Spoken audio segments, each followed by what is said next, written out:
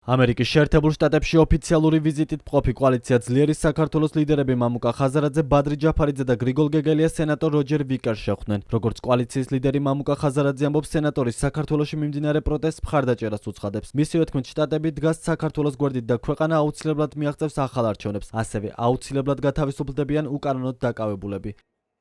შეერთებული შტატების ადმინისტრაცია და ჩვენი მეგობარი სენატორები ბატონი როჯერის ხელმძღვანელობით საკმაოდ სერიოზულ მხარდაჭერას უცხადებენ იმ პროცესს, რომელიც მიმდინარეობს საქართველოში.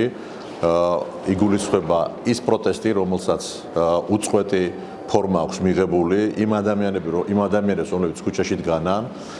ჩვენ უახლოეს ხანში უნდა ველოდოთ საკმაოდ საინტერესო სურპრიზებს ქართული ოცნებისთვის და კერძოდ ბიძინა ივანიშვილისთვის. შეერთებული შტატები დგას საქართველოს გვერდში და აუცილებლად მივაღწევთ ახალ არჩევნებს და აუცილებლად გავანთავისუფლოთ პოლიტპატიმრებს.